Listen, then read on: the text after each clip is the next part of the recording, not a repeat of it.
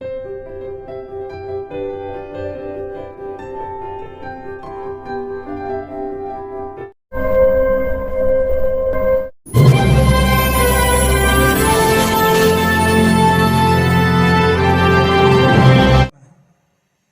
Government का समायकाल में 17 में 1/3 हुआ था। हर डिपार्टमेंट में उनको परमानेंट किया जाए, ये हमारा मांग है। अंडमान निकोबार द्वीप समूह में डीएपी यूरिया किसान को दिया जाए, ये नहीं मिलता है, ब्लैक में खरीदना पड़ता है। अंडमान निकोबार द्वीप समूह में पीएमजीएसवाई में बहुत सा काम अंडमान निकोबार में हुआ। सीआरएफ फंड हम लोग को मिला, बहुत सा काम हम लोग ने किया।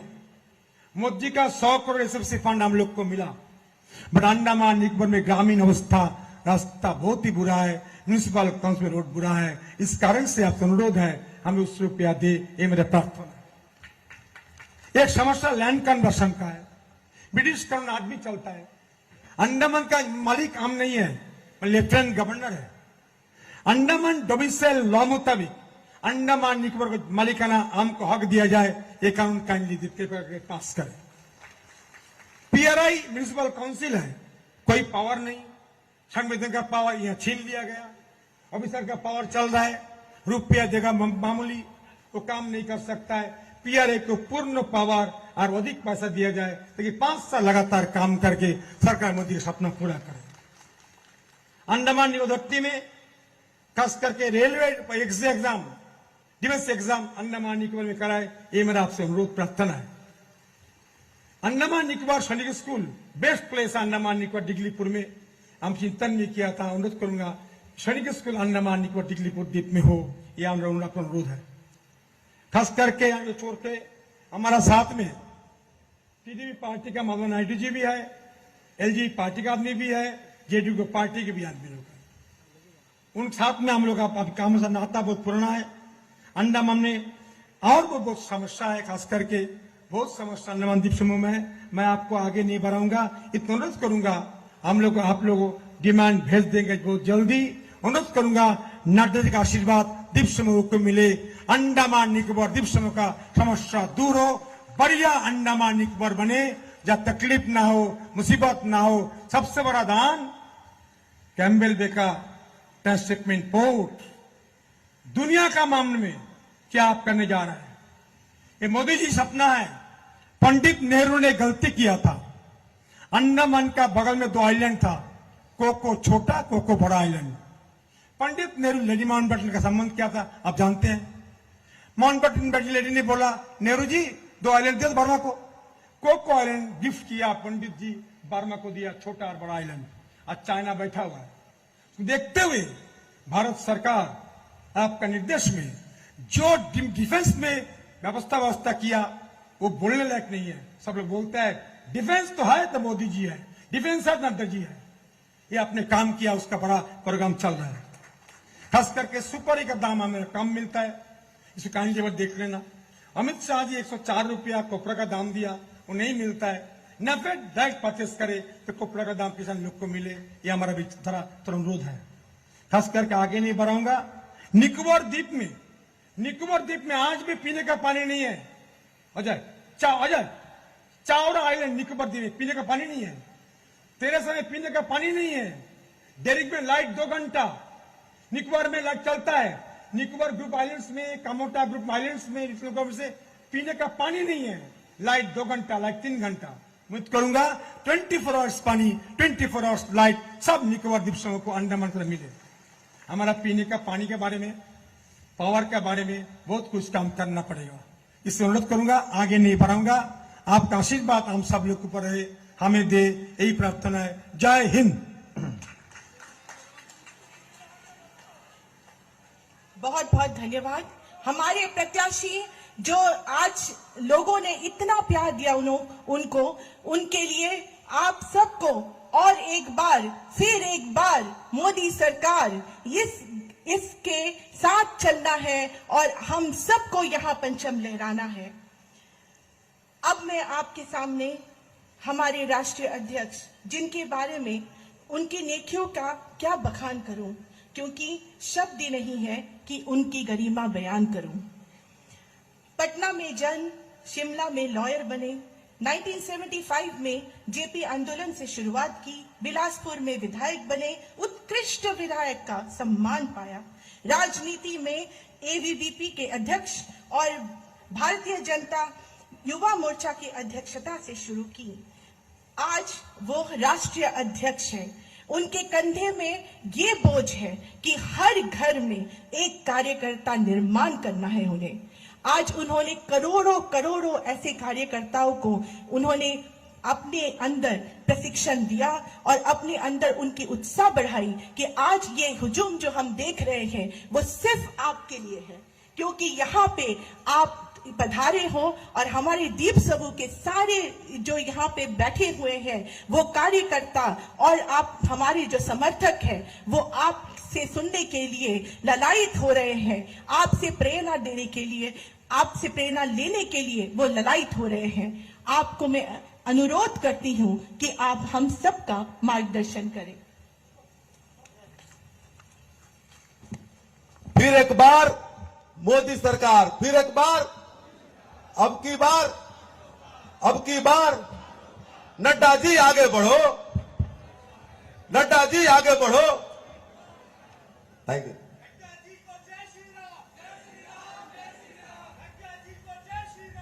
बोलिए भारत माता की, भारत माता की, भारत माता की। नेताजी सुभाष चंद्र बोस अमर रहे, नेताजी सुभाष चंद्र बोस अमर रहे, नेताजी सुभाष चंद्र बोस अमर रहे। आज के इस कार्यक्रम में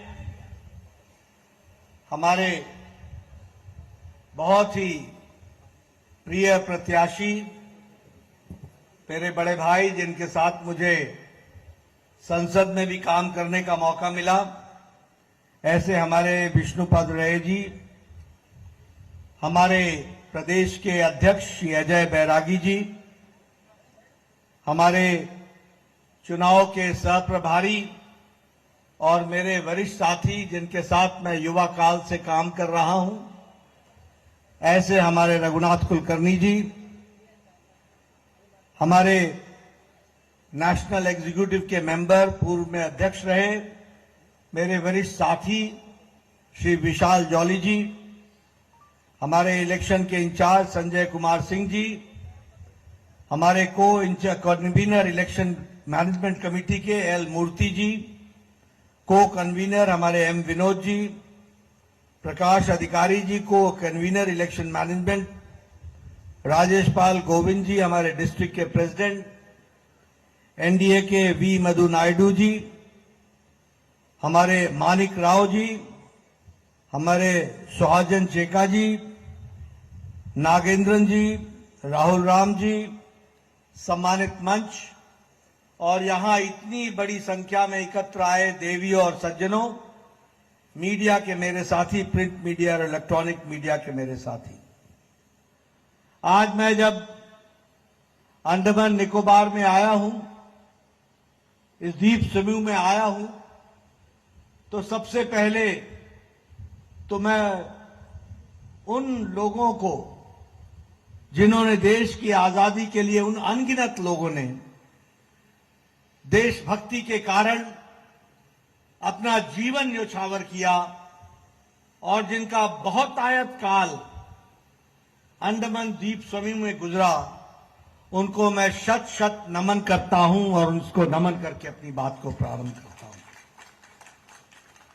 ये वही पुण्य भूमि है जहां नेताजी सुभाष चंद्र बोस जी ने 30 दिसंबर 1943 को आजादी का उद्घोष किया था और यहां पर आजादी का झंडा फहराया था। ऐसे वीर स्थली को भी मैं नमन करता हूं और उस नमन करके अपनी बात को प्रारंभ करता हूं। सबसे खुशी की बात है कि पहले प्रधानमंत्री मोदी जी हुए जिन्होंने उस स्थान को वहां पर गए और सुभाष चंद्र बोस जी के कर्तृत्व को याद किया। यह भी हमको ध्यान में रखना चाहिए। जब मैं यहां आया हूं तो यह भी मैं बताना चाहता हूं कि कांग्रेस पार्टी ने आजादी की लड़ाई में लगे हुए योद्धाओं को भरसक भुलाने का प्रयास किया और याद रखने की कोशिश हुई, याद रखने की साजिश रही तो सिर्फ एक परिवार को ही उन्होंने याद कराने का प्रयास किया। पर ऐसी परिस्थिति में भी नेताजी सुभाष चंद्र बोस, जिनको कांग्रेस ने भुलाने का भरसक प्रयास किया और भुलाया, लेकिन प्रधानमंत्री मोदी जी ने सुभाष चंद्र बोस जी को याद करके उनकी स्मृति स्थल को जिंदा रख करके, चाहे वो इंडिया गेट हो, फिर चाहे और कोई पूज्य स्थान हो, हर एक स्थानों पर, चाहे वो लाल किला हो, हर जगह पर सुभाष चंद्र बोस जी की मूर्ति को स्थापित करके उनके कर्तृत्व को जीता जागता इतिहास का पार्ट बनाया, इतिहास के साथ जोड़ा। इसको भी हमको ध्यान में रखना चाहिए। नायक वीर सावरकर को भी भुलाने का भरसक प्रयास हुआ। मैं यहां आया हूं अंडमान में और मैं वीर सावरकर जी की चर्चा न करूं तो शायद मेरी यात्रा अधूरी रह जाएगी। और इसीलिए जब मैं एयरपोर्ट पर उतरा, वीर सावरकर इंटरनेशनल एयरपोर्ट पर उतरा, तो सबसे पहले उनकी मूर्ति पर पुष्पांजलि करके, उनको याद करके, उन्होंने जो देश की आजादी के लिए किया उसको हम लोगों ने ध्यान में रखा है। मित्रों, अभी अभी मेरे से पहले विशाल जॉली जी अपना वक्तव्य दे रहे थे और उसके बाद फिर विष्णुपाद रे जी ने अपनी वक्तव्य रखा। हमने सुना कि किस तरीके से पहले विशाल जॉली जी ने मोदी जी के द्वारा किए गए कार्यों के बारे में चर्चा की और विष्णु जी, जो आपके प्रतिनिधि के रूप में सदा सदा खड़े रहने वाले हैं, उन्होंने भी आपके बारे में पैरवी की और अपने मुद्दों को रखा। हमारे लिए आज ये बहुत ही संतोष की बात है, खुशी की बात है और आपके लिए भी खुशी की बात होगी। आपने देखा होगा, अखबारें पढ़ी होंगी, टेलीविजन देखा होगा, एक जमाना था जब आपको एक तरीके से उपेक्षित रखने का काम हो रहा था। क्या कांग्रेस के जमाने में आपको उपेक्षित नहीं रखा गया? बताइए मेरे को, रखा गया कि नहीं रखा गया? आपको दूर रखा गया कि नहीं रखा गया? आपके विकास में रोड़े अटकाए गए कि नहीं अटकाए गए? आपके विकास के काम को, गति को रोकने का काम कांग्रेस पार्टी करती थी कि नहीं करती थी? लेकिन जब से प्रधानमंत्री मोदी जी आए हैं, अंडमान द्वीप समूह मुख्य धारा में शामिल हुआ है और विकास में किसी से भी अब कम नहीं है। इसको भी हमको याद रखना चाहिए। आज मुझे खुशी है कि भारत एक समय में कांग्रेस के जमाने में 10 पर 11 पर आर्थिक दृष्टि से आर्थिक ताकत माना जाता था, लेकिन पिछले 5 सालों में मोदी जी के नेतृत्व में भारत पांचवी आर्थिक शक्ति बनकर के तैयार हुआ है और हमने 11 नंबर से छलांग लगा करके 5वें नंबर पर पहुंचे हैं और हमने पछाड़ा किसको है? ग्रेट ब्रिटेन को, ब्रिटानिया को, जिसने हमको 200 साल राज किया, उसको पछाड़कर हम 5वें नंबर की अर्थव्यवस्था बने। आज आपसे मैं बताना चाहता हूं, आप विष्णुपाद रे जी को भेजेंगे, ये चुनाव जीतेंगे, इनके वोट को जोड़ करके मोदी जी तीसरी बार भारत के प्रधानमंत्री बनेंगे और 2027 में भारत मोदी जी के नेतृत्व में तीसरी महा आर्थिक शक्ति बन जाएगा। यह भी हमको ध्यान में रखना चाहिए। आपको जानकर खुशी होगी, आज अमेरिका की आर्थिक नीति डमाडोल है, आज इंग्लैंड की आर्थिक नीति डमाडोल है, आज यूरोप की आर्थिक नीति डमाडोल है, आज जापान की आर्थिक नीति डमाडोल है, आज ऑस्ट्रेलिया की आर्थिक नीति मुसीबत में है, लेकिन अकेला भारत ऐसा है जिसको इंटरनेशनल मॉनेटरी फंड और मॉर्गन एंड स्टेनली कहते हैं कि भारत की अर्थव्यवस्था यही एक ब्राइट स्पॉट है, यही एक चमकता हुआ स्पॉट है, ये कहा जा रहा है। हम फ्रेजाइल इकोनॉमी से ब्राइट इकोनॉमी की तरफ पहुंच गए और इलेक्ट्रॉनिक्स के एक्सपोर्ट में भारत 6 गुना आगे बढ़ा है। इलेक्ट्रॉनिक एक्सपोर्ट मैन्युफैक्चरिंग में, इलेक्ट्रॉनिक एक्सपोर्ट्स में लगभग 70,000 करोड़ रुपए का भारत एक्सपोर्ट कर रहा है।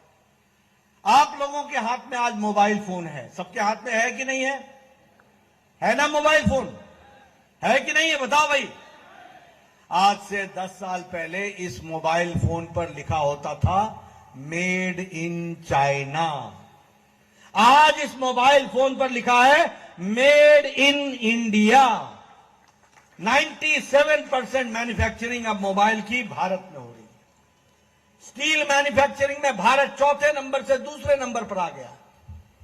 आपने सुना होगा जापान की कार इंडस्ट्री के बारे में, डैटसन, टोयोटा, इसके बारे में आपने सुना होगा, सुना है ना? आज भारत जापान को पछाड़ करके ऑटोमोबाइल मार्केट में तीसरे नंबर का ऑटोमोबाइल मार्केट दुनिया में बन गया, तीसरे नंबर का। आज फार्मास्यूटिकल्स में, दवाइयों में भारत दुनिया की डिस्पेंसरी बन गया है। और जब मैं भारत की डिस्पेंसरी बोलता हूं तो आपको ध्यान में रखना चाहिए कि भारत की डिस्पेंसरी बोलने का मतलब यह है कि सबसे सस्ती दवा और सबसे असरदार दवा अगर कोई बना रहा है तो भारत बना रहा है। और भारत का एक्सपोर्ट, भारत का निर्यात 138% बढ़ गया है।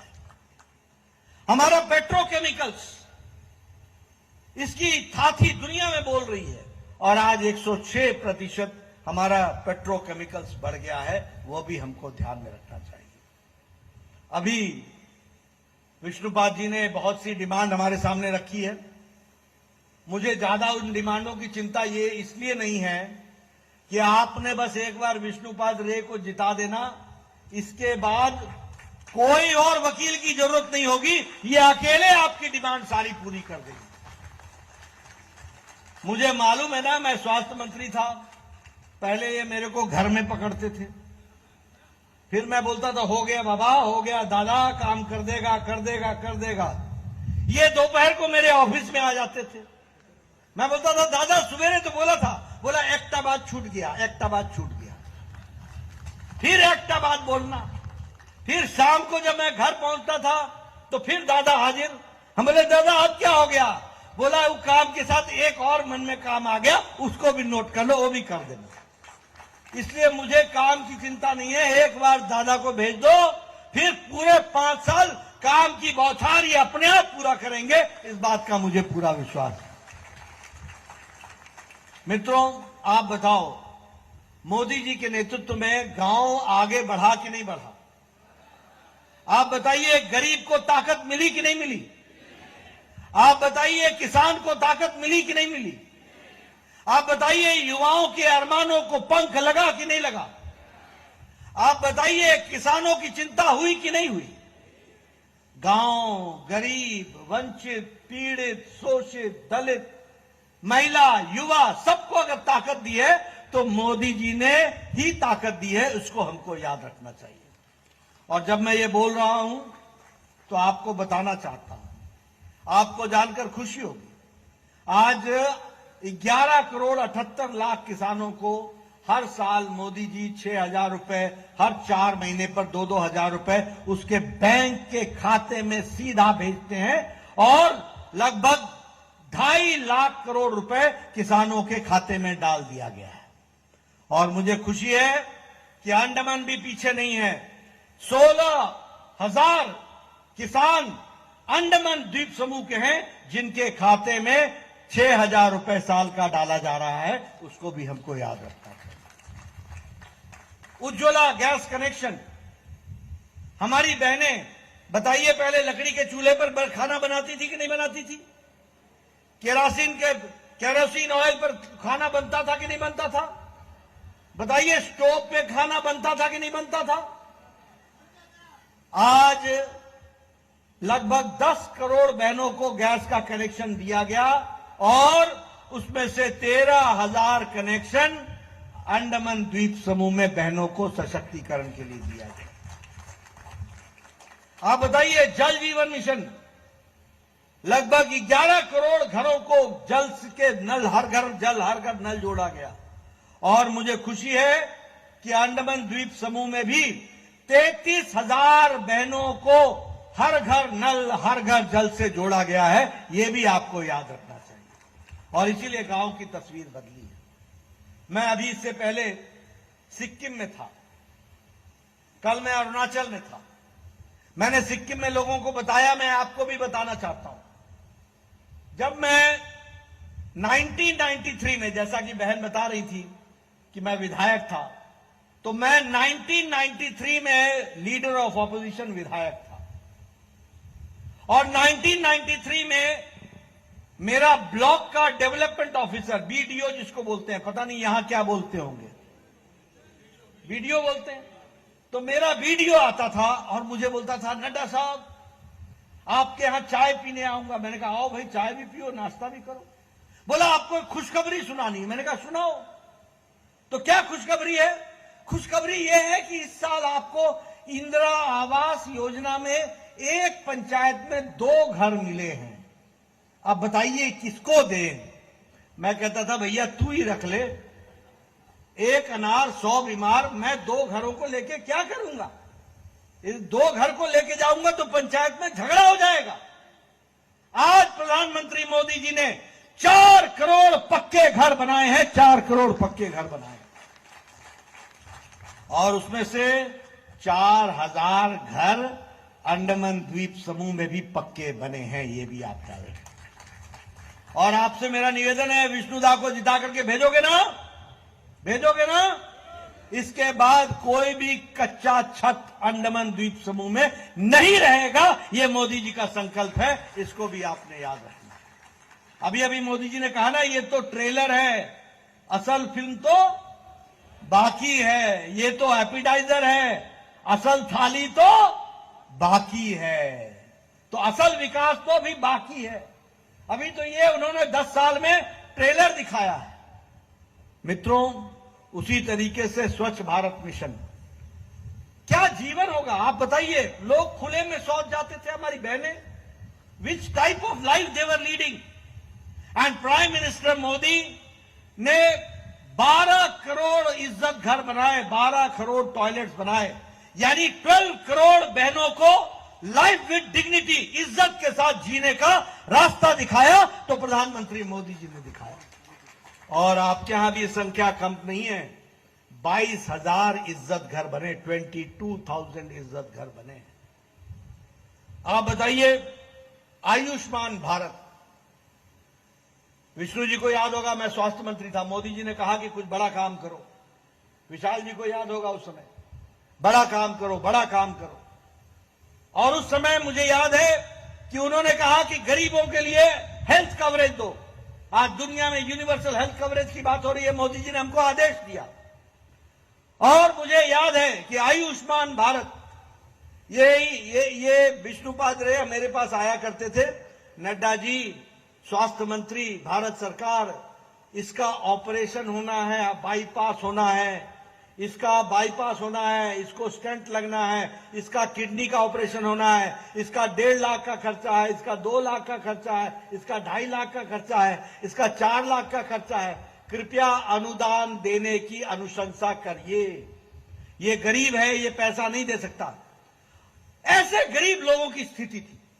मोदी जी ने कहा कुछ बड़ा करना है।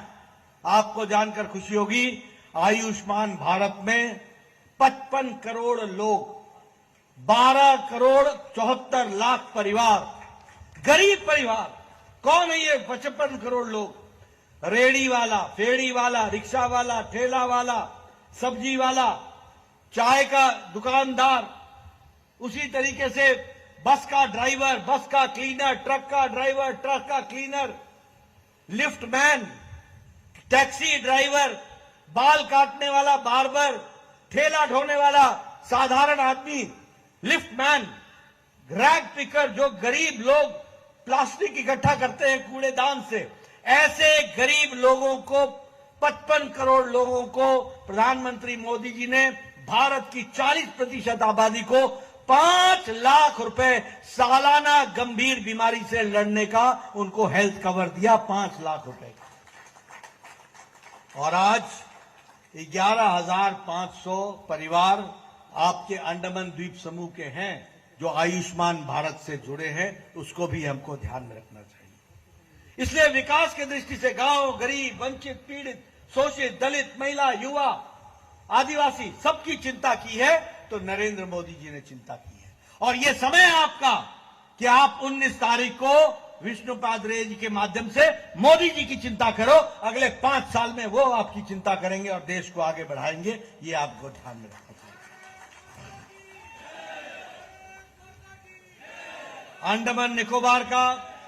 अंडमान निकोबार के विकास के लिए आपको जानकर खुशी होगी कि आपका जो बजट का एलोकेशन है मोदी जी के नेतृत्व में वह दुगना कर दिया गया है, डबल द साइज कर दिया गया है।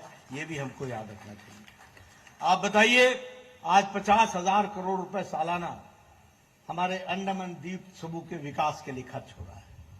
आप बताइए, मुझे खुशी है कि आज अंडमान में मेडिकल कॉलेज है ना विष्णु जी, याद है ना? एक्स्ट्रा मेडिकल कॉलेज चाहिए, याद है ना? तो आज आपको मेडिकल कॉलेज मिला हुआ है। उसी तरीके से अंडमान निकोबार को लॉ कॉलेज मिला है और 2016 में लॉ कॉलेज मिला। और उसी तरीके से Andaman Nicobar islands institute of medical sciences, इसका भी इस्टेब्लिशमेंट कर रहे हैं।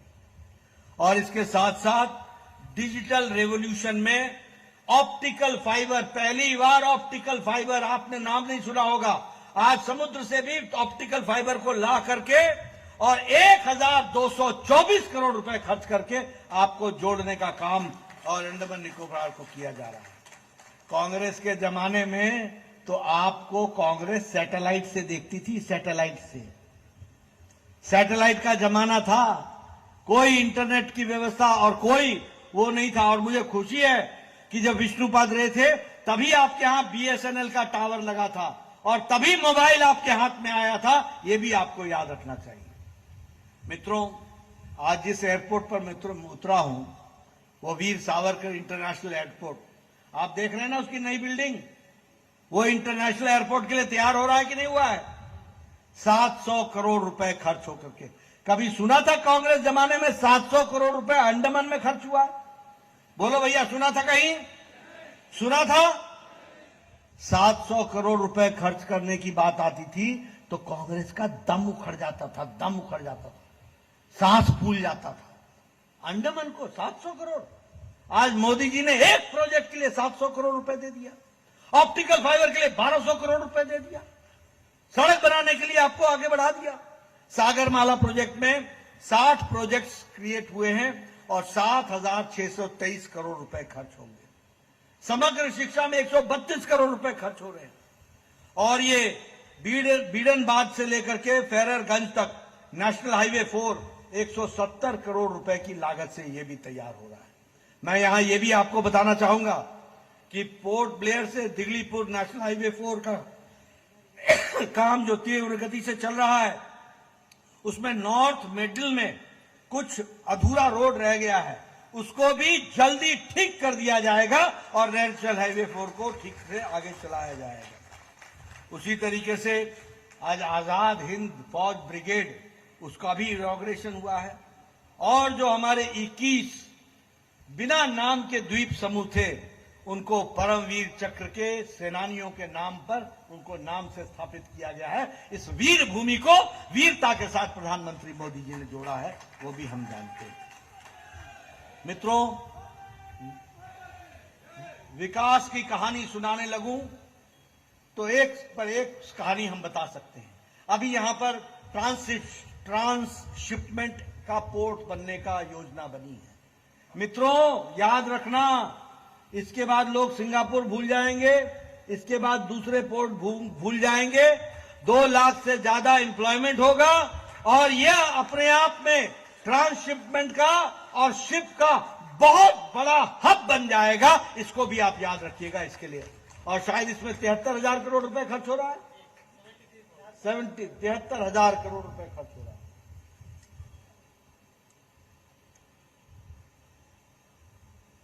और ये छता बाम्बू फ्लैट ब्रिज, ये 1900 मीटर का है, ये भी, इसका भी काम पूरा का पूरा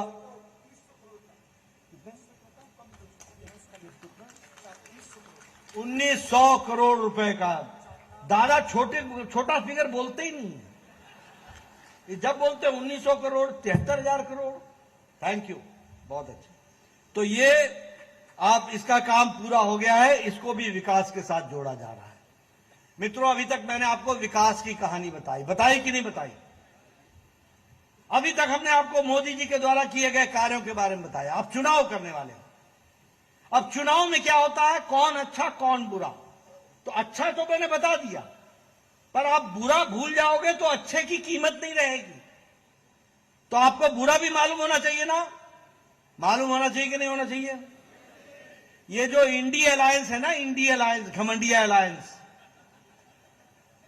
ये जो है ना, I full stop, N full stop, D full stop, I full stop, A full stop, ये इंडिया अलायंस, घमंडिया अलायंस, ये दो ही बातों का अलायंस है। एक, भ्रष्टाचारियों को बचाओ और परिवार को बचाओ, इससे ज्यादा कुछ नहीं। एक तरफ मोदी जी कहते हैं कि भ्रष्टाचार रहने नहीं देंगे, एक तरफ मोदी जी कहते हैं भ्रष्टाचार को जड़ मूल से समाप्त करेंगे। बोलिए, भ्रष्टाचार को जड़ मूल से समाप्त करना है कि नहीं करना है? करना है कि नहीं करना है? तो मोदी जी बोलते हैं भ्रष्टाचार मिटाओ, हटाओ, और वो कहते हैं, इंडिया अलायंस कहता है भ्रष्टाचारियों को बचाओ। आप बताइए, ये कांग्रेस पार्टी ने कोयला घोटाला किया था कि नहीं किया था? आप बताइए, इन्होंने कॉमनवेल्थ गेम्स का घोटाला किया था कि नहीं किया था? आप बताइए, इन्होंने चीनी घोटाला किया था कि नहीं किया था? आप बताइए, इन्होंने चावल घोटाला किया था कि नहीं किया था? आप बताइए, इन्होंने पनडुब्बी घोटाला जमीन जल के अंदर जाके किया था कि नहीं किया था? आप बताइए, इन्होंने 2G और 3G का घोटाला अंतरिक्ष में किया था कि नहीं किया था? आप बताइए, इन्होंने वायु में ऑगस्टा वेस्टलैंड का घोटाला किया था कि नहीं किया था? न अंतरिक्ष छोड़ा, न आकाश छोड़ा, न समुद्र छोड़ा, न पाताल छोड़ा, न धरती छोड़ी, तीनों लोक में भ्रष्टाचार किया तो कांग्रेस पार्टी ने किया कि नहीं किया?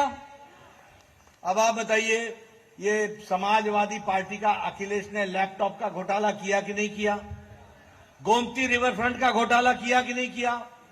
अनाज का घोटाला किया कि नहीं किया? आप बताइए, लालू ने नौकरी के बदले जमीन लेने का घोटाला किया कि नहीं किया?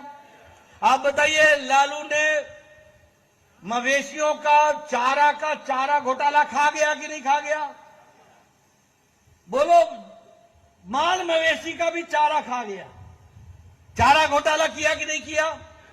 अलकतरा घोटाला किया कि नहीं किया? आप बताइए, ये डीएमके ने आपको बालू का घोटाला किया कि नहीं किया? आप बताइए, ये उन्होंने अपनी संपत्ति 1,32,000 करोड़ की संपत्ति के बारे में विवरण देने से बच रहे कि नहीं बच रहे? आप बताइए, ममता के मंत्रियों ने टीचर्स के घोटाले का घोटाला किया कि नहीं किया? आप बताइए, उन्होंने बालू का घोटाला किया कि नहीं किया? आप बताइए, उन्होंने चीनी का घोटाला किया कि नहीं किया? आप बताइए, उन्होंने गाय की तस्करी का घोटाला किया कि नहीं किया? आप बताइए कि जेएमएम के नेताओं ने जमीन का घोटाला किया कि नहीं किया? किया कि नहीं किया? आप बताइए, केजरीवाल ने शराब का घोटाला किया कि नहीं किया? आप बताइए, उन्होंने दवाई का घोटाला किया कि नहीं किया? अब आप देखिए, तस्वीर देखो देश की। India alliance, Rahul Gandhi bail पर, सोनिया गांधी बेल पर, चिदम्बरम बेल पर, लालू प्रसाद यादव बेल पर, डीएमके का हे राजा बेल पर, टीएमसी का नेता बेल पर, टीएमसी के मंत्री बेल पर, डीएमके के मंत्री बेल पर, और केजरीवाल जेल में, सिसोदिया जेल में, अरविंद हेमंत सोरेन जेल में, सत्येंद्र जैन जेल में, आजम खान जेल में, प्रियंका मलिक जेल में, हमारे पार्था चैटर्जी जेल में, मानिक भट्टाचार्य जेल में। ये सारे लोग या तो बेल पर हैं या जेल में हैं। ऐसे लोगों को आने देना है क्या? बोलो, ऐसे लोगों को आने देना है क्या? ऐसी पार्टी को आने देना है क्या? अभी अभी मीसा भारती ने, अभी का ये इतने फ्रस्ट्रेटेड हो गए हैं, आप बोलते हो मोदी मोदी मोदी, और ये मोदी जी को गाली देते रहते हैं, कभी सांप, कभी बिच्छू, कभी क्या कभी क्या। इनकी निराशा, इनकी हताशा, इनका फ्रस्ट्रेशन चरम सीमा पर है। अभी जिसने 23 साल तक सबसे सर्वोच्च पद पर रह करके 12 साल से ज्यादा चीफ मिनिस्टर और अब 10 साल से ज्यादा प्रधानमंत्री के रूप में मोदी जी ने देश के प्रधान प्रशासक के रूप में काम किया और एक भी दाग नहीं है, ऐसे को मीसा भारती बोलती है मैं चुनाव के बाद जेल में भेजूंगी। ऐसा फ्रस्ट्रेशन, ऐसा निराशा, ऐसी निराशा। आप बताइए, मैं फिर से बोलता हूं, लालू सेहत के कारण बेल पर है कि नहीं है? चारा घोटाले में इन्वॉल्व है कि नहीं है? और लोगों से मीसा भारती पर अंजाम है कि नहीं है? जो खुद बेल पर हो, जिनसे खुद पूछताछ हो रही हो, वो आज मोदी जी को गाली दे रहे हैं। ऐसे लोगों को बख्शना है क्या? ऐसे लोगों को छोड़ना है क्या? इसको जवाब देने का एक ही तरीका है, 19 तारीख कमल का निशान, आपकी उंगली और ईवीएम का बटन दबना चाहिए और विष्णुपाद रे को भेजना चाहिए। यही अंडमान का जवाब होगा, यही हमको रास्ता देना होगा। मित्रों, आपका मैं ज्यादा समय नहीं लूंगा, आपने मेरी बात बहुत शांति से सुनी है। एक ही बात कहना चाहता हूं, देश का विकास, देश आगे जाएगा, दुनिया में देश का स्थान मोदी जी के नेतृत्व में बन रहा है। गांव गरीब की चिंता हो रही है, गांव खड़ा हो रहा है, आज विकास के दृष्टि से काम हो रहे हैं। इस काम में आप भी अपना योगदान कीजिए और 19 तारीख को पवित्र काम में जुटिए। विष्णुपाद रे को आप भेजिए और अंडमान मुख्य धारा में आएगा। और विष्णुदा से मैं कहूंगा, चुनाव के बाद मुझे फिर से बुलाना, मैं जरूर आऊंगा, आप लोगों से और मिलूंगा, आपके गांव तक जाने की कोशिश करूंगा। आपने मेरी बात सुनी, आपका बहुत बहुत धन्यवाद। जय भारत, जय अंडमान।